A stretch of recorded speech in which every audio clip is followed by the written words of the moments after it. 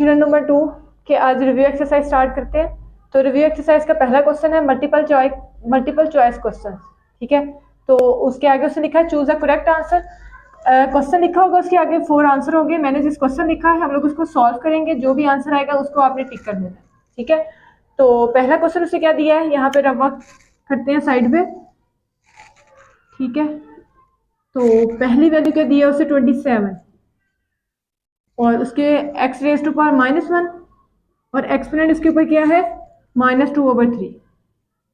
ठीक है, तो जब हम लोगों ने क्वेश्चन किए थे तो सबसे पहले क्या किया था कि जो भी टर्म हमारे पास बड़ी है उसको क्या किया था, उसके एलसीएम लेने के बाद उसको फैक्टर्स उसके कर लिए थे। तो उसके फैक्टर्स की फॉर्म में लिखने के बाद हमारे पास अगर फर्ज करें 27 है तो इसका मैं एलसीएम लेती हूँ, तो 3 9s are 27 and 3 3s are 9 and 3 1s are 3। तो ये इसके फैक्टर्स आ गए। अब इसके फैक्टर्स को हम लोग एक्सपोनेंट फॉर्म में लिखे तो 3 x रेज टू पावर -1। ठीक है, और बाहर इसकी वैल्यू है -2/3। अब नेक्स्ट क्या करेंगे, ये -2/3 जो है ये इसके साथ भी मल्टीप्लाई होगा और इसके साथ भी मल्टीप्लाई होगा।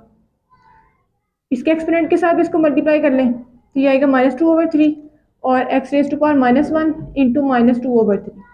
ठीक है, तो अब ये से हो जाएगा कैंसिल आउट और इसकी पावर जो आ गई वो नेगेटिव में है। ठीक है, इसकी पावर नेगेटिव में आ गई है तो क्या करेंगे, यहाँ पे -2 और यहाँ पे इसको मल्टीप्लाई करेंगे तो ये आएगा minus minus plus and 2 1s are 2/3। ठीक है, ये इसके एक्सपोनेंट में क्या आएगा 2/3 है, ये माइनस में ये भी माइनस में, तो माइनस माइनस मैंने क्या किया प्लस और 2/3 को जो मैंने 1 से मल्टीप्लाई किया तो क्या आ गया 2/3 आ गया। अब इसको हम लोग क्या करेंगे, रेडिकल के फॉर्म में लिख लेते हैं और इसकी नेगेटिव पावर को खत्म करने के लिए हमें क्या करना होगा, इसको तो इसको नेगेटिव को पॉजिटिव बनाने के लिए हमने एक एक्सपोनेंशियल रूल पढ़ा था कि अगर हम लोग वैल्यूज जो हैं उनको क्या करें दूसरी साइड पे ले जाते हैं।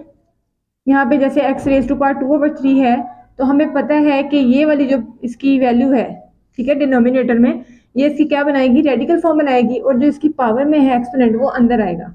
ठीक है, तो इसको मैं इस तरह से लिख सकती हूँ 1/3 की फॉर्म में। और इसका जो नेगेटिव वैल्यू थी वो खत्म करने के लिए मैंने इसको क्या किया, इस तरह से इसको पॉजिटिव बना लिया। यानी ये रूल पढ़ा था ना हमने कि क्या हुआ था, अगर आपके पास वैल्यू नेगेटिव में है तो हम लोग उस वैल्यू को क्या कर सकते हैं, अगर डिवाइड में लिख लें तो उसका जो एक्सपोनेंट है वो क्या हो जाता है, पॉजिटिव हो जाता है। अब यहाँ पे क्या किया, ये वाली जो टर्म है ये मुझे रेडिकल की वैल्यू देगी। ठीक है, ये भी हमने रूल पढ़ा था कि जो 1/3 टर्म होती है वो रेडिकल की फॉर्म में आता है और जो ये वाली टर्म होगी ये हम लोग अंदर ऐसे लिखेंगे और 3 3s are 9। ठीक है, तो इसको सॉल्व करने के बाद हमारे पास जो आंसर आया है वो है x रेज टू पावर 2 और रेडिकल के ऊपर क्या है 3/9, ये इसका आंसर है। ठीक है, तो नेक्स्ट उससे क्या है, right this in exponential form, इसको एक्सपोनेंशियल फॉर्म में लिखें। तो इसको एक्सपोनेंशियल फॉर्म में कैसे लिखेंगे, यहाँ देखिए जरा, x इसका रेडिकल है 7। ठीक है, और इस रेडिकल की वैल्यू क्या होगी 1/7, ऐसे लिखा जाता है ना रेडिकल को। तो यानी जो इसका रेडिकल की फॉर्म होती है वो उसकी इस तरह से एक्सपोनेंट फॉर्म में बन जाती है, यानी जो इसकी वैल्यू होती है रेडिकल की वो 1/7 की फॉर्म में मिलकर तो इसका क्या बनाएगी, एक्सपोनेंट बनाएगी। तो इसका जो आंसर आया हमारे पास वो आया है x raise to power 1/7। Next उसने कहा right this with radical sign. अब ये एक्सपोनेंशियल फॉर्म में उसने क्वेश्चन को दिया है और उसने कहा है कि किस फॉर्म में लिखना है, उसको रेडिकल की फॉर्म में लिखना है। ठीक है, रेडिकल साइन कैसे बनता है देखिए जरा, यहाँ पे 4 रेज टू पावर 2/3 है तो कैसे सेपरेट करेंगे, ये इसका एक्सपोनेंट और मल्टीप्लाई 1/3। ठीक है, इसको इस फॉर्म में लिखा जा सकता है कि ये 2/3 है तो हम लोग इसको 2 को सेपरेट करेंगे और 1/3 जो है इसमें से सेपरेट करेंगे। तो ये वाली जो एक्सपोनेंट फॉर्म है ये इसके ऊपर ही रहेगी ऐसे, और ये वाली जो चीज़ है ये हमें क्या देगी, रेडिकल की वैल्यू। ठीक है, तो ये हमारे पास क्या है, इसका आंसर है 4 रेज टू पावर 2 और रेडिकल इसके 3। नेक्स्ट उसने कहा है कि इन दिस स्टेटमेंट द रेडिकन, क्या वर्ड है, रेडिकन इज। तो रेडिकन वो वैल्यूज होती हैं जो हमारे पास रेडिकल फॉर्म के अंदर, जो ये जो स्क्वायर रूट के अंदर वैल्यू नजर आ रही है आपको, इस रेडिकल के अंदर जो वैल्यू नजर आ रही है ये वाली, तो ये आपका क्या है, रेडिकन है। तो आपने क्या लिख देना यहाँ पे, जस्ट 35। ठीक है, नेक्स्ट इसको भी सॉल्व करें और आगे इसका आंसर बताते हैं। कैसे सॉल्व करेंगे? 25/16 है और रेज़ टू पावर क्या है इसकी? -1/2, -1/2। तो अब पहले तो इस 25 को 16 का एलसीएम ले लें।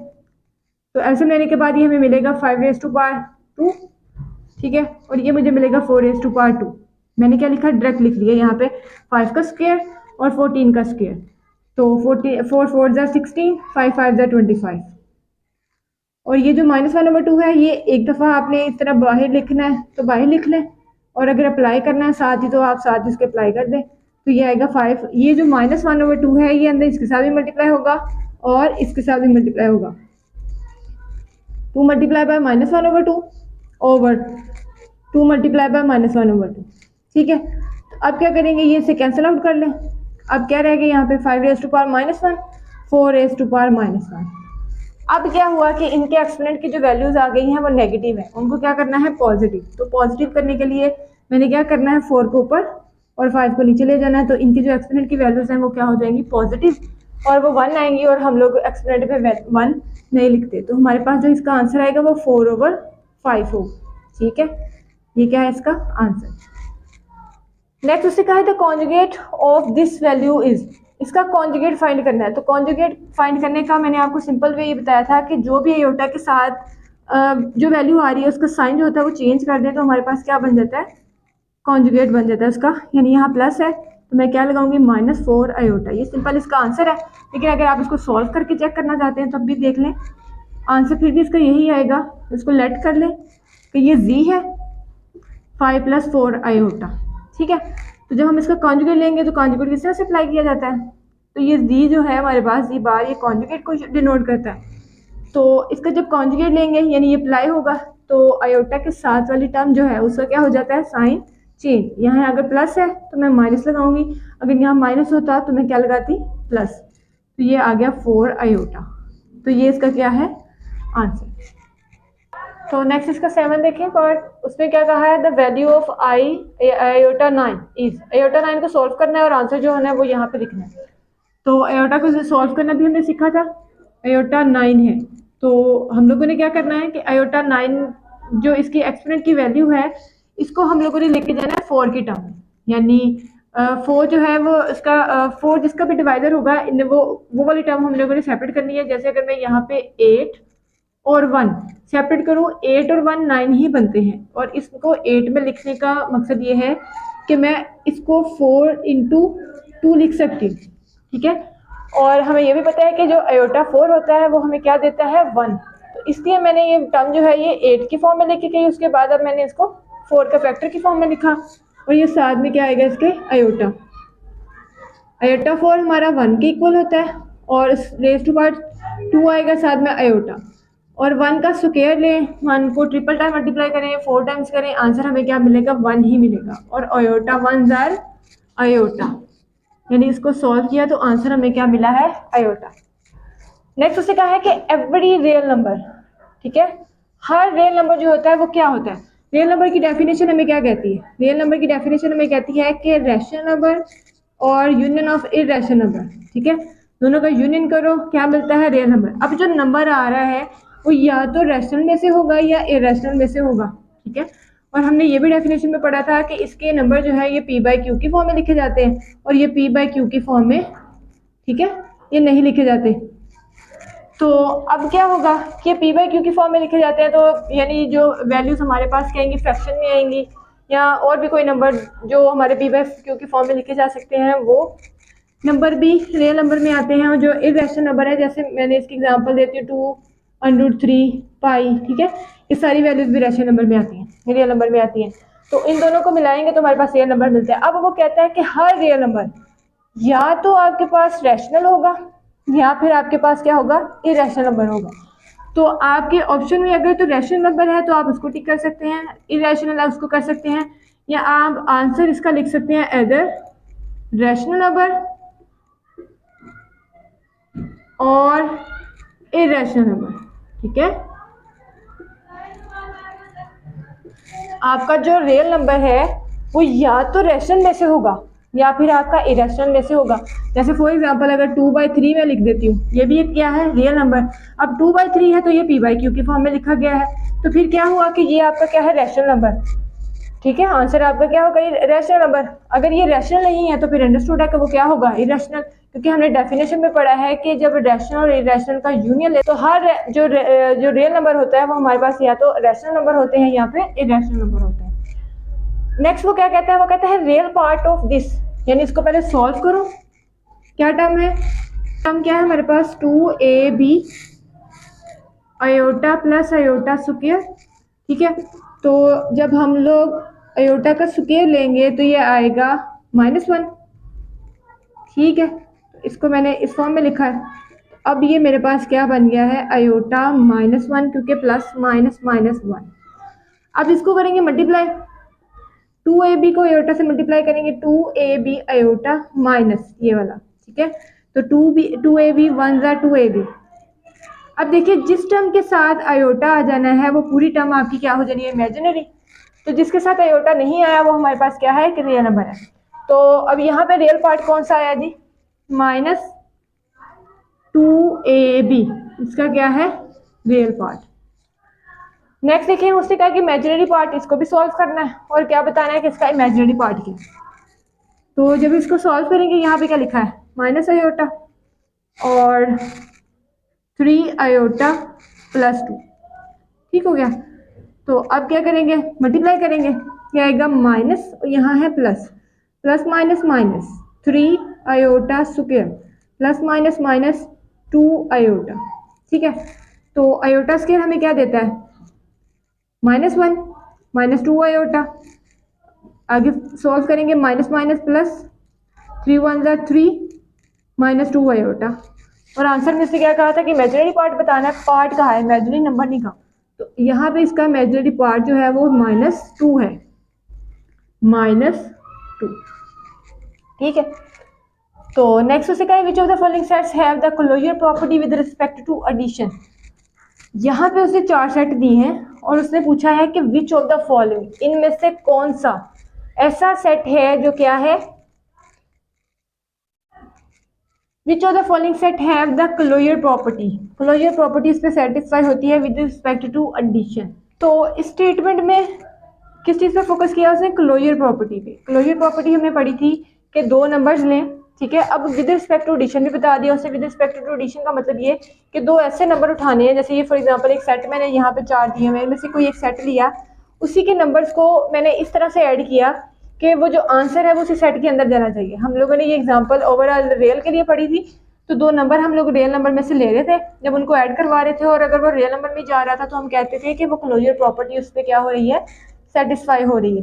अब यहाँ पे उसे सेट हमें दिए हैं, फॉर एग्जांपल अगर मैं यहाँ से ये वाला सेट उठाती हूँ, फॉर एग्जांपल 0 एंड -1। ठीक है, अब मैंने इस पर क्या प्रूफ करनी है, क्लोजर प्रॉपर्टी। क्लोजर प्रॉपर्टी क्या थी कि मैंने इसके दो एलिमेंट्स लिए हैं, उन एलिमेंट्स को इस तरह से ऐड करना है कि आंसर जो है वो भी इसी में जाए। तो यहाँ पे देखिए 0 + 0 जो है मैं ऐड करती हूँ तो 0 आता है, और वो किससे बिलोंग कर रहा है, इस सेट से बिलोंग करता है, यानी 0 जो है वो इस सेट में मौजूद है, इस पे क्लोजर प्रॉपर्टी सेटिस्फाई हो जाती है। नेक्स्ट देखिए, अगर मैं -0 को -1 में ऐड करती हूँ, ऐड करना है तो यहाँ पे ये चीज़ अप्लाई करूँगी, ठीक है, तो ये आएगा प्लस माइनस माइनस पे क्या आएगा, plus minus minus 0 - 1 which is also belongs to 0 - 1। लेकिन अब मसला कहाँ होना है, मसला वहाँ होना है जब मैं -1 को -1 में ऐड करूँगी तो आंसर आएगा -2 which is not equal, which is not belongs to 0 - 1। ठीक है, ये चीज़ समझ आई कि मैं इसी के एलिमेंट्स को ले रही हूँ कि मैंने जब 0 में 0 ऐड किया तो वो इस सेट में बिलोंग कर गया। अब मैंने 0 और -1 को ऐड करवाया तब भी वो इस सेट में बिलोंग कर गया। लेकिन मसला क्या हुआ कि -1 है, अंडरस्टूड है कि -1 है, तो -1 से भी मल्टीप्लाई ऐड हो सकता है। तो जब -1 को -1 से ऐड करते हैं तो आंसर हमें मिलता है -2, लेकिन वो इस सेट में नहीं है, यानी इसका मतलब ये हुआ कि इस सेट पे क्लोजर प्रॉपर्टी सेटिस्फाई नहीं होती। सेम इसी पैटर्न पे ये भी क्वेश्चन चलाएं, 0 और 1 को जब हम लोग ऐड करते हैं तो 1 आता है, वो भी इसमें है। 0 में 0 ऐड करते हैं तो वो इस सेट में है, इसका मतलब यहाँ पे तो हो जाती है। लेकिन जब हम लोग 1 में 1 ऐड करते हैं तो वो इस सेट में मौजूद नहीं है, इसका मतलब यहाँ पे क्लोजर प्रॉपर्टी सेटिस्फाई नहीं होती। नेक्स्ट आ जाए, इन दो नंबर्स को ऐड करें, ठीक है, तो वो 1 + √2 आएगा, इस सेट में नहीं है। यहाँ तो पहले ही हमें क्लोजर प्रॉपर्टी सेटिस्फाई होती नजर नहीं आई। अब आ जाए जीरो पे, लास्ट सेट जो बचा है। लास्ट सेट में एलिमेंट ही एक है, जीरो को जीरो में ऐड कर ले, जीरो आता है तो वो इस सेट में मौजूद है। तो इसका मतलब हुआ कि आपकी जो क्लोजर प्रॉपर्टी है वो सिर्फ इस सेट पे सेटिस्फाई हो रही है और किसी भी सेट पे सेटिस्फाई नहीं हो रही। मैं यहाँ पे ले भी लेती हूँ, मैंने सेट ले लिया जीरो, जीरो को जीरो में अंडर एडिशन की बात हो रही ना, तो अंडर एडिशन जीरो में जीरो ऐड करें तो आंसर हमें जीरो मिलता है और वो किस में है, सेट में बिलोंग कर रहा है, यस। तो यहाँ पे ये क्लोजर प्रॉपर्टी सेटिस्फाई होती है सिर्फ और सिर्फ इस सेट में। आपको वो सेट चेंज करके दे सकता है, तो बस ये है कि वो जो प्रॉपर्टीज आपको करवाई गई थी उसको एक दफ़ा आपने माइंड में रख के तो आगे इसको सॉल्व करना है। उसी प्रॉपर्टी को यूज करते हुए उसने एक यहाँ पे स्टेटमेंट दिया है, वो कहता है कि अगर -√5 डिवाइडेड बाई 2 मल्टीप्लाई बाय 1, यानी एक नंबर लेना है, ये रियल नंबर था, ठीक है।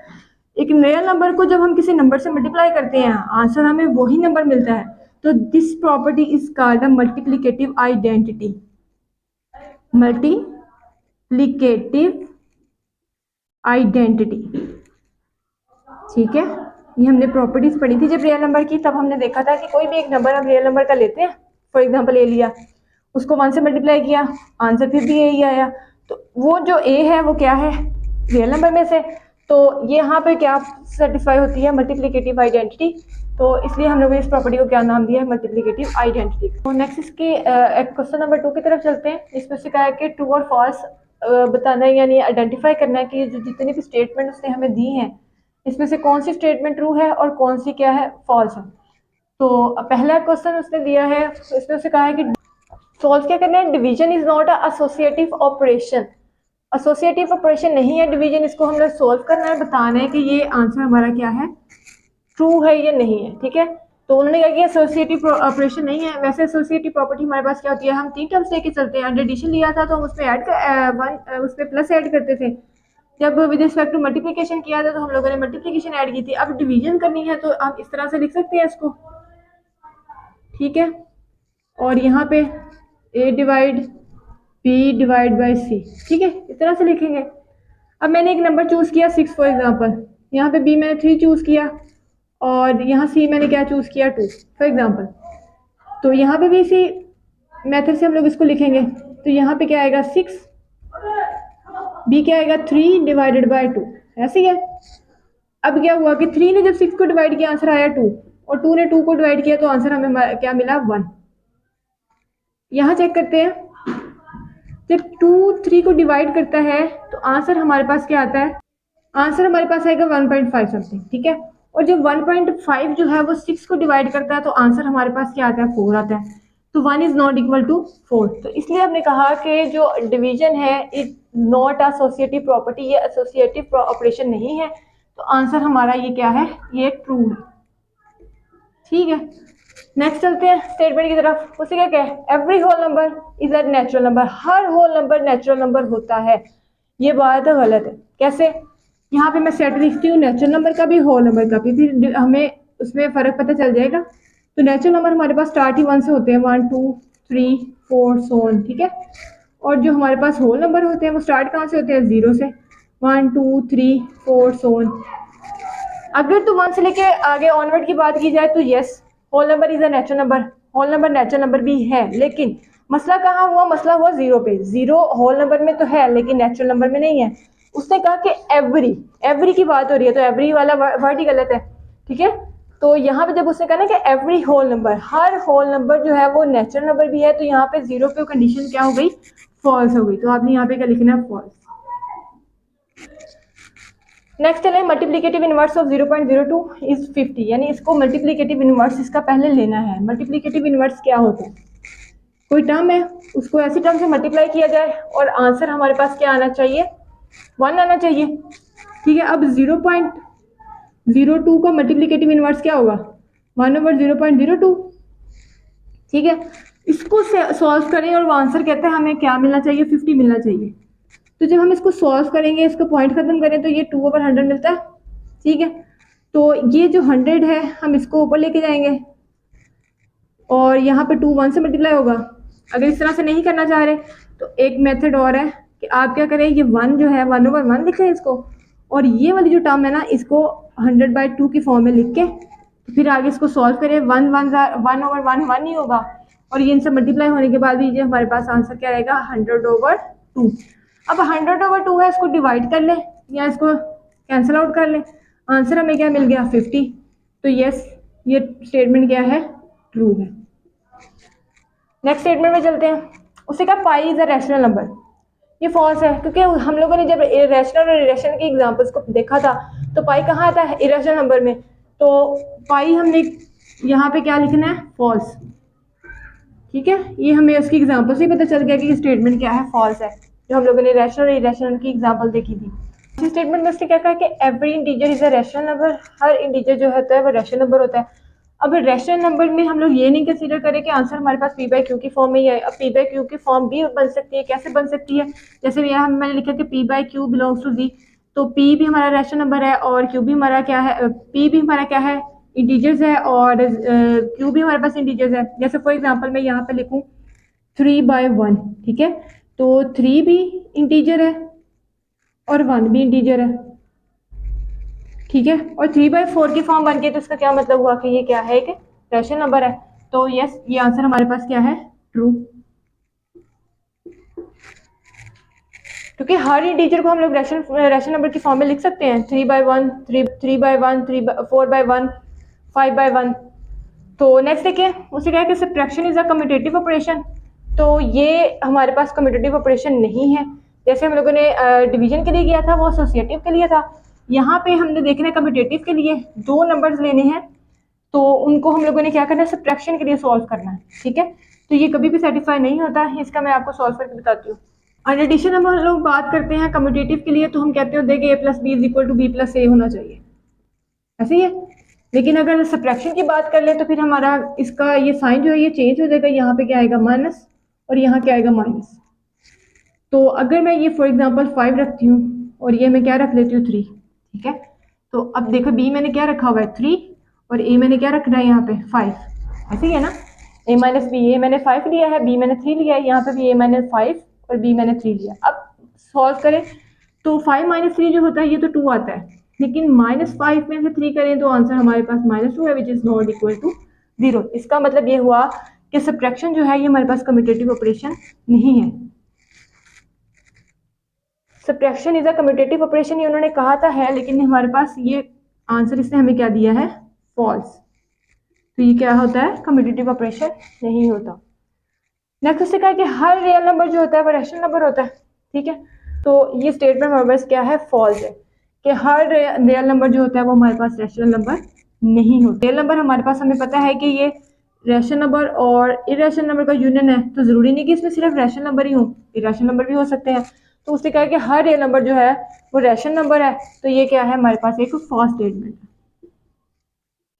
ठीक हो गया। अब नेक्स्ट क्या कहा इसने, decimal representation of a rational number is either terminating और रिकरिंग।